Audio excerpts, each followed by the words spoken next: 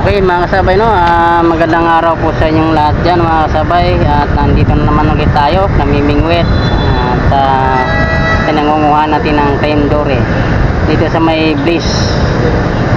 So nagbalik tayo rito para susubukan natin kung may mahuhuli pa ba tayo.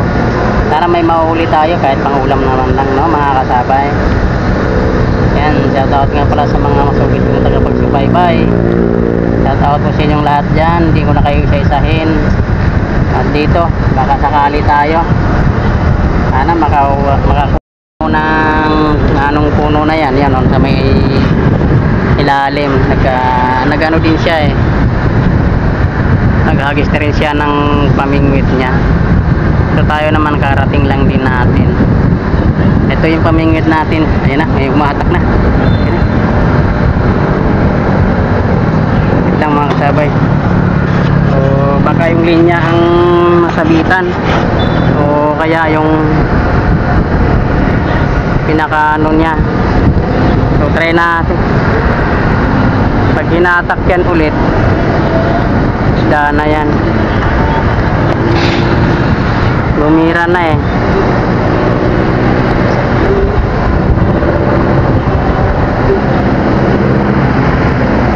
Ano kaya yun?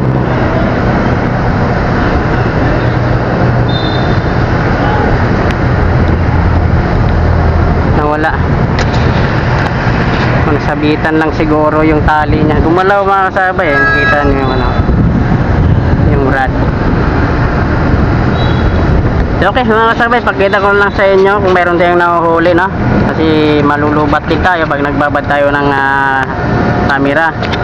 Kaya pag nahuli na yung isda, saka ko na lang ipakita sa inyo. Ayun ang pwesto, nakahuli tayo ng isa na maliit. Ang liit, no? Pwede na to, prituhin natin mga kasabay. Pwede na yan. Prito na lang ang gagawin natin dyan, luto, prito. So lumipat tayo ng pwesto dito, wala tayong nahuli doon sa taas kanina. Agad kang kumakagat. Ayan, hindi ko na nakuha ng video dahil sa bilis niyang kumagat.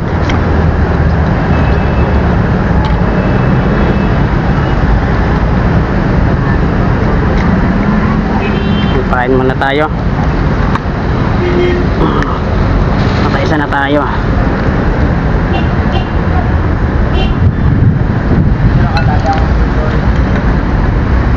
Daming waterlily, kaya medyo mahirap magpagis ng bingwit, sasabit eh.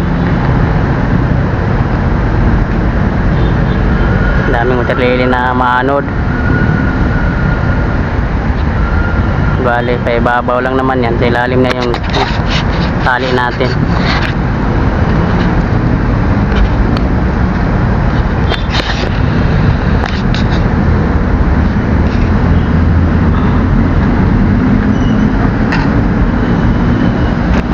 Huli natin, oh. Isang piraso. Pwede na. Pahawiin natin itong water lily. Okay lang yan. Papain lang tayo.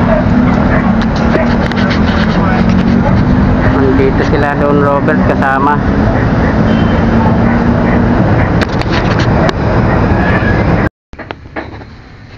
Okay, mga kasabay, nakauwi na tayo ng bahay. At ito, nakahuli din naman tayo ng kahit pa paano. Pang ano lang natin to, prito ulam. Tama lang din to mga kasabay. Nakaisang piraso din tayo. Tumal talaga. Talagang napakahirap manghuli. Lalo na napakaraming water lily na umaanod, sumasabit sa ating line. Kaya napakahirap manghuli ng isda. Kasabit-sabitan ng ating bingwit ng mga basura na water lily. Okay mga kasabay, no? Maraming salamat sa panonood nyo at maraming suporta sa aking channel.